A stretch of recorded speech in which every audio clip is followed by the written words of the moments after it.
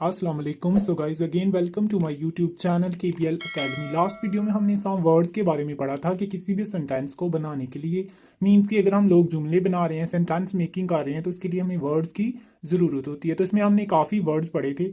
आज की इस वीडियो में हम आपके साथ बात करेंगे सेंटेंस मेकिंग।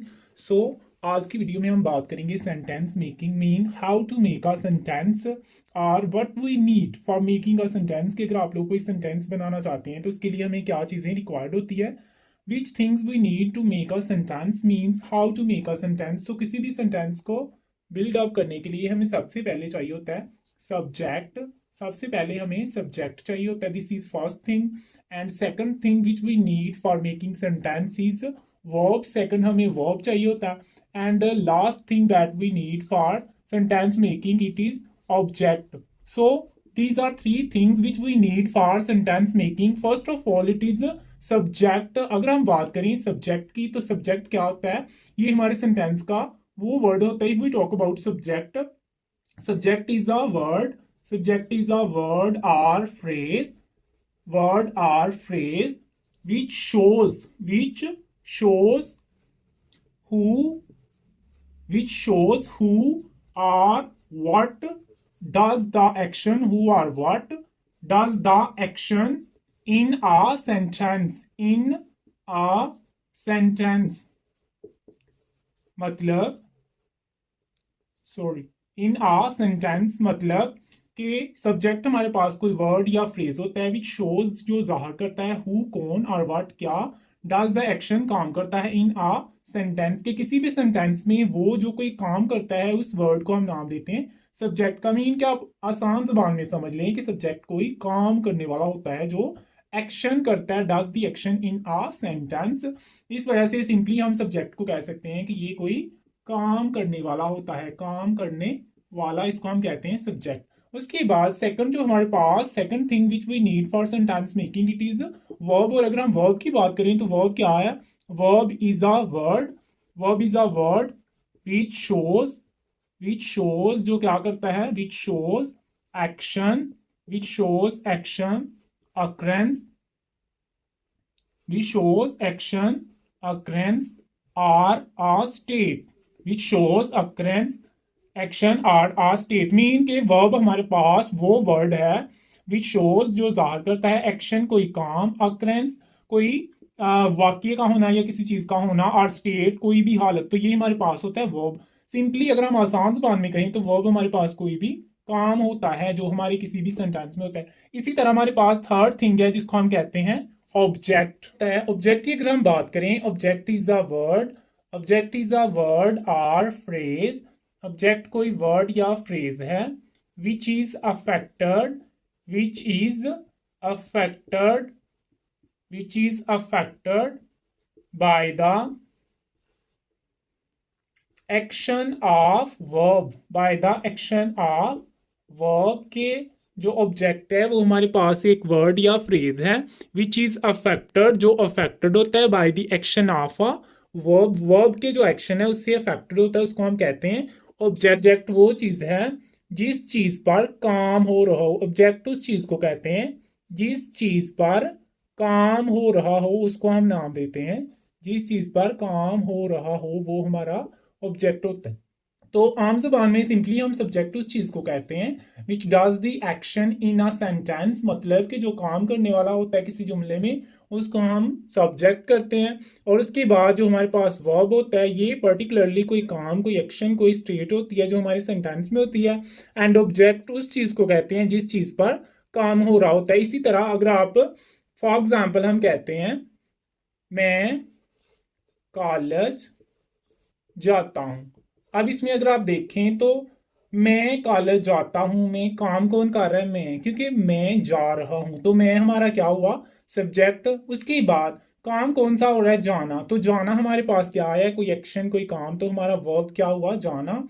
किस पर जाया जा रहा है या किसकी तरफ जाया जा रहा है, तो वो है हमारा कॉलेज। दैट्स वाई ये जो कॉलेज है ये हमारा ऑब्जेक्ट है। तो simply there are three things that we need for sentence making. First is subject, mean काम करने वाला, verb means काम, and object वो thing वो substance जिस पर कोई काम हो रहा हो उसको हम कहते हैं ऑब्जेक्ट। इसी तरह अगर आप ऑब्जेक्ट की एक और एग्जांपल ले लें तो आप कह लें मैं किताब पढ़ता हूँ, मैं किताब पढ़ता हूँ। इसमें अगर आप देखें तो काम कौन कर रहा है, मैं। तो सिंपली हमारा जो मैं है ये हमारा सब्जेक्ट है। कौन सा काम किया जा रहा है, पढ़ना, तो ये हमारा हुआ वर्ब। एंड किसको पढ़ा जा रहा है, किस चीज पर काम हो रहा है, तो वो है किताब, तो ये हमारा हो गया ऑब्जेक्ट। तो इस तरह हमने टुडे क्लास में ये डिस्कस किया how to make a sentence by 3 words. First is subject, second is verb, and last या third is object. So these are three things which make a sentence. So let's we explain with some examples.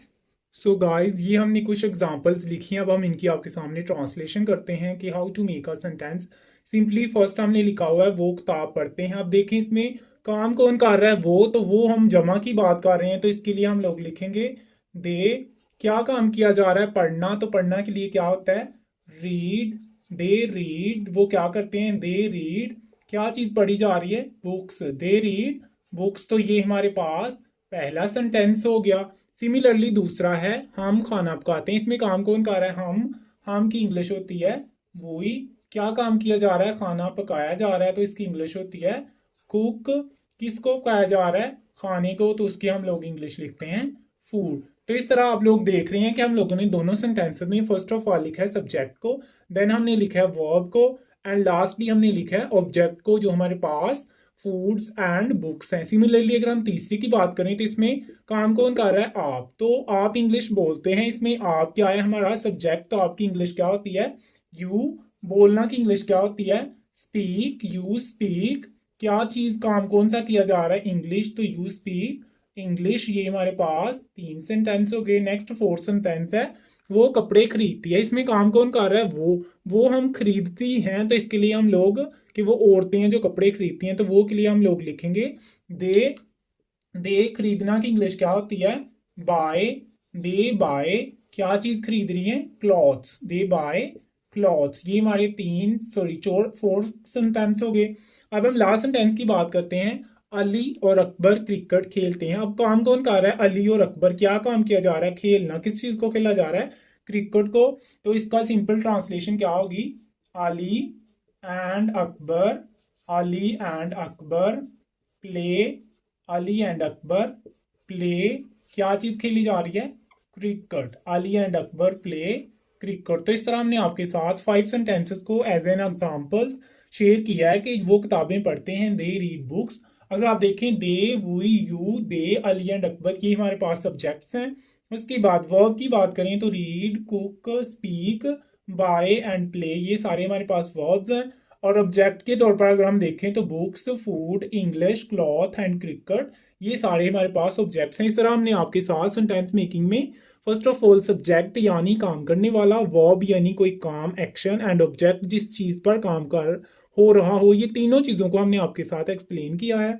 तो ये इनको जब आप लोग practically आप लोग खुद प्रैक्टिस करेंगे तो आप अपने आप में काफ़ी इंप्रूवमेंट लाएंगे। जैसे प्रैक्टिस में एग्जाम में है परफेक्ट।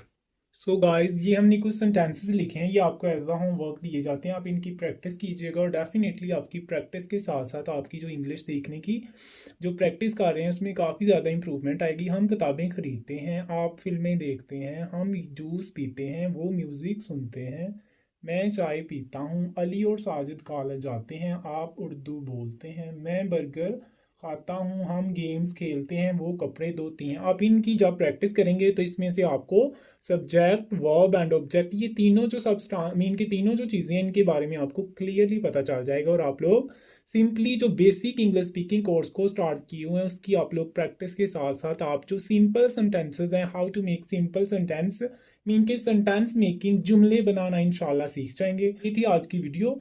होपफुली आपके लिए ये हेल्पफुल और इंटरेस्टिंग रही होगी। अगर ये वीडियो आपके लिए हेल्पफुल थी तो इस वीडियो को लाइक और अपने फ्रेंड्स के साथ ज़रूर शेयर कीजिएगा और हमारे चैनल को सब्सक्राइब कीजिएगा। And one more thing, if you have any problem in sentence making you can mention in comments and I will try my best to clear all your confusion. See you soon. Allah Hafiz.